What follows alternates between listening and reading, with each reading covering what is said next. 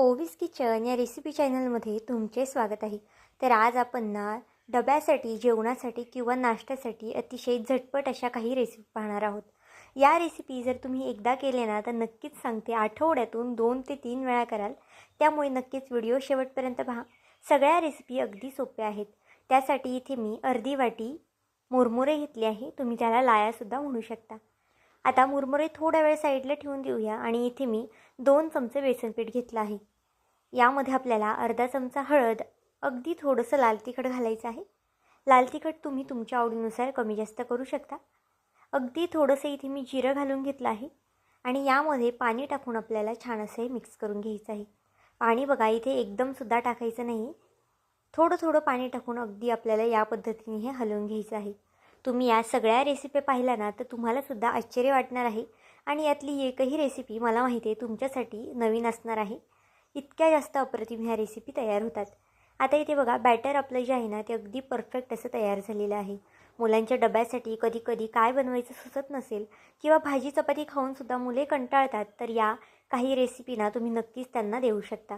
आपली जी शेवटची रेसिपी आहे ना ती तर अगदी अप्रतिम आहे, त्यामुळे व्हिडिओ शेवटपर्यंत पहा। आता जे आपण बेसनचं बॅटर करून घेतलं होतं ना ते इथे बघा मी लायांमध्ये म्हणजेच मुरमुऱ्यांमध्ये ओतून घेतलं आहे। मुरमुऱ्यांमध्ये हे बेसन ओतल्यानंतर ना आपल्याला अगदी छान असंही हलवून घ्यायचं आहे। तर इथे पाहू शकता अगदी छान असंही मी फेटून घेतलं आहे। आता यामध्ये आपल्याला एक लहान आकाराचा कांदा बारीक असा कट करून घालायचा आहे। तुमच्याकडे ज्या काही भाज्या अवेलेबल असतील त्या इथे तुम्ही वापरू शकता, पण मी फक्त बघा इथे काही बेसिकच भाज्यांचा वापर केलेला आहे। अगदी थोडासा कांदा, एखादी हिरवी मिरची, थोडासा कोबी होता माझ्याकडे म्हणून तो सुद्धा इथे मी घातला आहे। तुमच्याकडे असेल तर घाला किंवा स्किप केला तरी चालेल, किंवा गाजर, बीट, शिमला मिरची अजून इतर तुम्ही भाज्या यामध्ये घालू शकता। कोथिंबीर घालून घेतली आहे आणि अगदी छान असं हे बॅटर मिक्स करून घेतलं आहे। इथे पाहू शकता बॅटरची जी कन्सिस्टन्सी आहे ना ती अगदी व्यवस्थित आहे, खूप जास्त पातळ नाही किंवा खूप जास्त घट्ट सुद्धा नाही। आता यामध्ये मी 1 चमचा गव्हाचं पीठ घातलेलं आहे। तुमच्याकडे जर बाजरीचं पीठ असेल तर ते घाला, तांदळाचं पीठ असेल तर ते घाला, तुम्ही कोणत्याही पिठाचा यामध्ये वापर करू शकता। आता पीठ घातल्यानंतर पुन्हा हे बॅटर आपल्याला छान असं मिक्स करायचं आहे।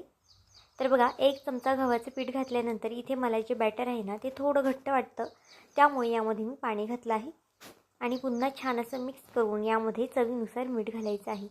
ही रेसिपी ना करायला अगदी झटपट आहे। फक्त तुम्हाला मुरमुरे घ्यायचे आहे, त्यामध्ये बेसन पिठाचं जे मिक्सचर आहे ते ओतायचं आहे, काही भाज्या टाकायच्या आहेत, 1 चमचा गव्हाचं पीठ टाकायचं आहे आणि बॅटर आपलं तयार आहे।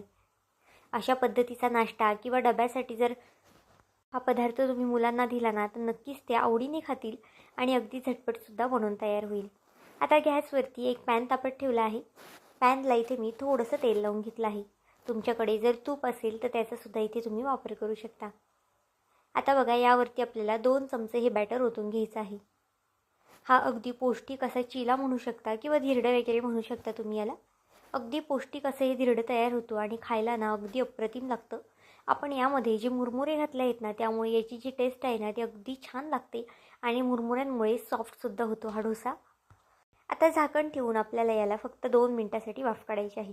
तर इथे बघा 2 मिनटं पण नाही, इथे मी 1च मिनटासाठी याला वाफ काढून घेतली आहे आणि 1 मिनटामध्ये ना अगदी छान असा हा खालच्या साईडने खरपूस रंग येतोपर्यंत मी भाजून घेतला आहे। अगदी झटपट ही धिरडी तयार होतात। तुम्ही याला धिरडं म्हणा, उत्तप्पा म्हणा, डोसा म्हणा किंवा मग चिला वगैरे सुद्धा म्हणू शकता। तुम्हाला जे नाव आवडेल ना ते याला नाव तुम्ही देऊ शकता। आता बघा दोन्ही साईडने छान असं आपल्याला हे भाजून घ्यायचं आहे। दुसऱ्या साईडने सुद्धा तुम्ही झाकण ठेवून भाजून घेऊ शकता किंवा झाकण नाही ठेवलं ना अगदी तसंच भाजलं ना तरीसुद्धा चालेल। आता इथे बघा दोन्ही साईडने अगदी छान असे मी भाजून घेतलेलं आहे। हे ना तुम्ही मुलांना टोमॅटो केचपसोबतसुद्धा देऊ शकता डब्यामध्ये, किंवा एखाद्या चटणीसोबत किंवा नुसतं खायला चहाबरोबरसुद्धा ना अगदी अप्रतिम लागतं आणि बनवायलासुद्धा फारसा काही वेळ लागत नाही। घरामध्ये जे काही साहित्य असेल ना त्यामध्येच बनवून तयार होतं। घरामध्ये खूपदा कधी मुरमुरे वगैरे असेच पडून असतात आणि त्याचा वापरसुद्धा होत नाही, पण अशा पद्धतीचा जर तुम्ही नाश्ता केला ना तर ते मुरमुरे संपतीलसुद्धा आणि अगदी पौष्टिक हा पदार्थ तयारसुद्धा होतो। आता बघा अशाच पद्धतीने दुसरासुद्धा जो चिला आहे ना तो मी करून घेते। जर व्हिडिओ इथपर्यंत पाहिलाच आहे आणि थोडा जरी आवडला असेल ना तर नक्कीच व्हिडिओला एक लाईक आणि एक सबस्क्राईब करायला विसरू नका। इथे बघा आता आपली पहिली जी रेसिपी आहे ना ती तयार झालेली आहे। अगदी सॉफ्ट असा हा चिला तयार झालेला आहे। कोणत्याही चटणीसोबत सॉससोबत तुम्ही हा खाऊ शकता किंवा चहामध्ये बुडूनसुद्धा हा चिला अगदी अप्रतिम लागतो आणि पौष्टिकसुद्धा आहे. तर चला थोडाही वेळ न घालवता लगेच आपल्या दुसऱ्या रेसिपीकडे वळूया. सगळ्याच रेसिपीना इथे मी थोड्याशा झटपट सांगते, म्हणजे व्हिडिओ जो आहे ना तो खूप जास्त मोठा होणार नाही. आता दुसऱ्या रेसिपीसाठी आपल्याला बघा हिरवी मिरची, लसूण, जिरं हे वाटून घ्यायचं आहे. अगदी भरभरीत वाटलेलं आहे. खूप जास्त असं मोठं मी ठेवलं नाही किंवा खूप जास्त बारीकसुद्धा केलं नाही. तुम्हाला हवं असेल तर तुम्ही खलबत्त्यामध्ये सुद्धा ठेचून घेऊ शकता. आता एक बाऊल घेतला आहे. बाऊलमध्ये बाजरीचं पीठ घेतलं आहे. खूपदा मुलं बाजरीची भाकर खात नाही, त्यामुळे ही ट्रिक तुम्ही नक्कीच यूज करू शकता आणि डब्यासाठी तर उत्तम पर्याय आहे. आता बघा बाजरीच्या पिठामध्ये मी उकडलेला एक बटाटा घातला आहे. लहान आकाराचा बटाटा होता. तुम्हाला हवं असेल तर तुम्ही मोठ्या आकाराचा बटाटा घातला ना तरी चालेल. यामध्ये एक मीडियम आकाराचा कांदा बारीक असा कट करून घातला आहे. भरपूर अशी कोथिंबीर घालून घेतलेली आहे. आणि इथे मी तिखटासाठी ना हिरवी मिरची आणि जिरा आपण जे सुरुवातीला लसूण वगैरे वाटून घेतलं होतं ना ते घालून घेतलेलं आहे. तुम्हाला हवं असेल तर लाल तिखटसुद्धा घालू शकता, पण हिरवी मिरची, लसूण, जिरं हे वाटल्यानंतर ना याला जी टेस्ट येते ना ती अप्रतिम येते. आता यामध्ये 2 चमचे बेसन पीठ घातलं आहे. 2 ते 3 चमचे लहान लहान मी पांढरे तीळ घातले आहे. पांढरे तीळ आवर्जून घाला, कारण की पांढऱ्या तिळामुळे सुद्धा अगदी भन्नाट अशी टेस्ट येते याला. अर्धा चमचा हळद, 1 चमचा मी धना पावडर आणि चवीनुसार मीठ घातलेलं आहे. आता हे सगळं जिन्नस आपल्याला अगदी छान असं मिसळून घ्यायचं आहे. शक्यतो चमच्याने न मिसळताना अगदी अशा पद्धतीने हाताने मिक्स करून घ्या, म्हणजे अगदी व्यवस्थित असं हे मिक्स होतं आणि अगदी एकजीव होतं हे बॅटर अगदी छान असं. तर बघा हा सुद्धा पदार्थ ना करायला खूप जास्त सोपा आहे. घरामध्ये आपल्याकडे बाजरीचं पीठ तर अवेलेबल असतं आणि जर तुमच्याकडे कोणत्या भाज्या वगैरे अवेलेबल असतील ना तर त्यासुद्धा तुम्ही यामध्ये घालू शकता. मुलांना जर तुम्ही बाजरीची भाकर डब्यामध्ये दिली ना तर मुलं अजिबातच खात नाही, पण असा हा बाजरीचा पदार्थ तुम्ही जर त्यांना दिला ना तर नक्कीच ते डबा संपून आणतील आणि पुन्हा घरी आल्यावर तोच पदार्थ आहे का हे सुद्धा विचारतील. इतका जास्त अप्रतिम आणि भन्नाट हा पदार्थ तयार होतो. आता बघा हे जे पीठ आहे ना ते अगदी छान असं मी मिक्स करून घेतलं आहे. खूप जास्त पातळसुद्धा नाही आणि खूप जास्त आपल्याला हे पीठ घट्टसुद्धा ठेवायचं नाही. आता हे आपल्याला हातावरतीच अगदी या पद्धतीने थापून घ्यायचं आहे. जर हाताला थोडंफार चिटकत असेल तर तुम्ही हाताला पाणी वगैरे लावू शकता किंवा मग अगदी अशा पद्धतीने जितकं तुम्हाला हे पातळ थापता येईल ना अगदी तितकं तुम्हाला हे पातळ थापून घ्यायचं आहे. तरी ते बघा एका प्लेटमध्ये ना 4 ते 5 मी अशा पद्धतीने थापून घेतलेले आहेत. आता तोपर्यंत एका साईडला गॅसवरती पॅन तापत ठेवला आहे. पॅनला अगदी थोडं तूप लावून घेतलं आहे आणि हे जे आपण पॅनकेक किंवा तुम्ही ह्याला तुमच्या आवडीने सुद्धा नाव देऊ शकता. आता ते आपण यावरती टाकून घेतलं आहे. वरनं छान दिसण्यासाठी मी थोडंसं चिली फ्लेक्स आणि काळे तीळ घातलेले आहेत. तुम्हाला जर आवडत असतील तर घाला, पण असे चिली फ्लेक्स किंवा काळे तीळ घातल्यामुळे ना हे दिसायला अजून जास्त सुरेख दिसतं. आता यावरती झाकण ठेवून आपल्याला याला 1 ते 1.5 मिनटासाठी फक्त वाफ द्यायची आहे. बाजरीचं पीठ आहे त्यामुळे थोडासा उशीर लागू शकतो शिजायला, पण खूप जास्त वेळसुद्धा लागत नाही. आता बघा 1 ते 1.5 मिनटानंतर झाकण इथे मी काढून घेतलं आहे आणि वरच्या साईडने सुद्धा थोडंसं ब्रशने इथे मी तूप लावून घेतलं आहे. तुम्हाला जर तूप आवडत नसेल तर बटर किंवा तेलाचा सुद्धा इथे तुम्ही वापर करू शकता. तर बघा इथे मुलांना कळणारसुद्धा नाही की हा पदार्थ तुम्ही बाजरीच्या पिठापासून बनवलेला आहे. आणि जर मुलं काही भाज्या खात नसतील ना तर यामध्ये तुम्ही त्या भाज्या ॲडसुद्धा करू शकता. त्यामुळे हा पदार्थ मुलं अजून जास्त आवडीने खातील आणि ते टेस्टलासुद्धा अगदी अप्रतिम लागतात. आता दोन्ही साईडने छान आपल्याला हे शेकून घ्यायचं आहे. पुन्हा एका साईडने मी झाकण ठेवून 1 मिनटासाठी याला वाफ काढून घेतला आहे, कारण की हे बाजरीचं पीठ आहे त्यामुळे शिजायला थोडासा वेळ लागू शकतो. आता बघा दोन्ही साईडने छान खरपूस होईस्तोपर्यंत आपण हे भाजून घेतलेलं आहे. जर लहान लहान मुलं असतील म्हणजे 3 ते 4 वर्षाची तर त्यांच्यासाठी सुद्धा अगदी उत्तम असा हा पर्याय आहे. टिफिनमध्ये देण्यासाठी ना अगदी भन्नाट पदार्थ आहे आणि पौष्टिकसुद्धा आहे. आता हे अजून छान दिसण्यासाठी मी यावरती थोडंसं चीज किसणार आहे. मुलांना शक्यतो पिझ्झा वगैरे अशा गोष्टी आवडतात, तर त्यांना तुम्ही अशा पद्धतीचे पदार्थ देऊन त्यावरती चीज किसलं ना तर पिझ्झा म्हणून हा पदार्थ ते अगदी मिनिटामध्ये संपवतील. तर बघा अगदी थोडं यावरती मी चीज किसून घेते. 2 ते 3 ह्याच्यावरती चीज किसलेलं आहे आणि बाकीचं जे एक आहे ना ते तसंच ठेवलेलं आहे मी. चीज किसल्यानंतर पुन्हा हलकीशी आपल्याला वाफ देऊन घ्यायची आहे. आणि बघा हे भन्नाट असे बाजरीच्या पिठाचे पिझ्झा बाईट्स आपले तयार झालेले आहेत. तुम्ही याला नाव काय द्याल ना हे सुद्धा मला कमेंट करून नक्कीच सांगा आणि तुम्हाला ह्या रेसिपी कशा वाटतात हे सुद्धा सांगा. आता बघा आपला जो पदार्थ आहे ना तो दिसायला इतका जास्त सुरेख दिसतोय ना की मुलंसुद्धा डब्यामध्ये दिले ना तर अजिबातच डब्बा मागे आणणार नाही, उलट डब्बा संपूर्णच आणतील. पाहू शकता इथे मी माझ्या मुलीच्या डब्यामध्ये हा पदार्थ दिलता आणि तिलासुद्धा तो खूप जास्त आवडला होता. तर आता चला आपली जी तिसरी रेसिपी आहे ना त्याच्याकडे वळूया. तिसरी रेसिपीसुद्धा खूप जास्त अप्रतिम आहे कारण की घरातल्या साहित्यामध्येच तयार होते. आता इथे आपल्याला 1 वाटी पोहे घ्यायचे आहेत. पोहे इथे आपल्याला स्वच्छ असे 1 ते 2 पाण्याने धुवून घ्यायचे आहेत. पोहे धुण्याच्या अगोदर ना निसून घ्या कारण की पोह्यामध्ये बऱ्याचदा कचरा वगैरे असतो. त्यामुळे सुरुवातीला पोहे निसून घ्या आणि नंतरनं 1 ते 2 पाण्याने स्वच्छ अशी धुवून घ्या. पोहे धुवून घेतल्यानंतर हे पोहे मी छान असे जास्त पाणी घालून भिजवून घेतले आहेत बघा. अगदी मऊसूत असे हे पोहे भिजलेले आहेत. आपण नेहमी पोहे भिजवतो ना त्यापेक्षा थोडंसं जास्तीचं पाणी घालायचं आहे. आता यामध्ये आपल्याला काही भाज्या घालायच्या आहेत. तर इथे मी बारीक असा कट करून घेतलेला कांदा घातला आहे, टोमॅटो घातला आहे बारीक असा कट करून, भरपूर अशी कोथिंबीर घातली आहे. आता यामध्ये सुद्धा जर तुम्हाला ज्या काही भाज्या आवडत असतील ना त्या भाज्या यामध्ये तुम्ही ॲड करू शकता. कढीपत्ता घालून घेतला आहे, 1 ते 2 हिरव्या मिरच्या बारीक अशा कट करून घेतलेल्या आहेत, पांढरे तीळ घातला आहे 1 चमचा आणि यामध्ये आता मी 1 ते 2 चमचे बारीक रवा घालणार आहे. तुमच्याकडे जर जाड रवा असेल तर त्याचासुद्धा तुम्ही वापर करू शकता. बाइंडिंगसाठी इथे मी 1 चमचा बेसन पीठ वापरलेलं आहे. बेसन पीठाऐवजी तांदळाचं पीठ, गव्हाचं पीठ किंवा बाजरीचं पीठ वापरलं ना तरी चालेल. अर्धा चमचा हळद, अर्धा चमचा लाल तिखट आणि चवीनुसार मीठ घालून हे जे मिक्सचर आहे ना ते आपल्याला छान असं एकजीव करायचं आहे. तर बघा हातानेच अगदी छान असं हे मळून घ्यायचं आहे. चमच्याने वगैरे न मिक्स करता अगदी या पद्धतीने हाताने मिक्स करा. आता जे आपलं बॅटर आहे ना ते अगदी परफेक्ट असं झालेलं आहे. खूप जास्त पातळसुद्धा नाही आणि खूप जास्त घट्टसुद्धा नाही.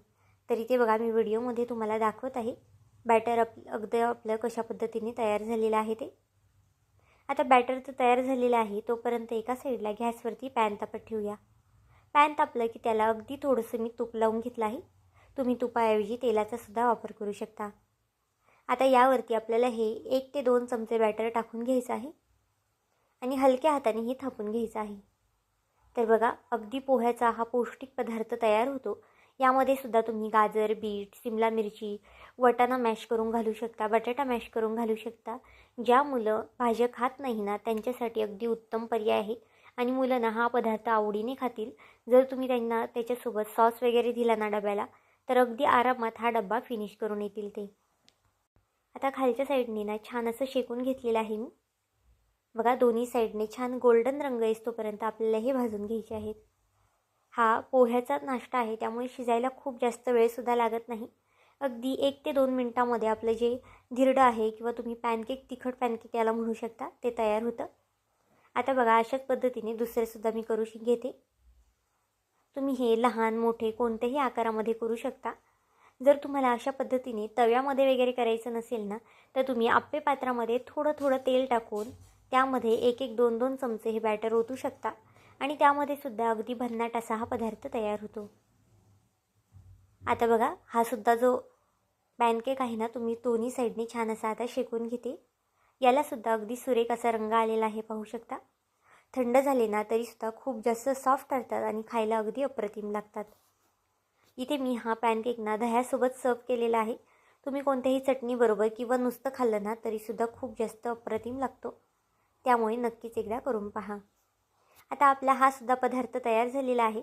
अशाच पद्धतीने आपली जी लाची आणि चौथी रेसिपी आहे ना ती पाहून घेऊया. ही रेसिपी इतकी जास्त पौष्टिक आहे ना की मुलं तुमच्याकडून ना मागून मागून खातील. शक्यतो मुलांना मुरमुरे दिले ना तर मुलं खात नाही कारण की ते खूप जास्त अळणी लागतात किंवा मग त्याला खूप जास्त अशी काही टेस्ट नसते.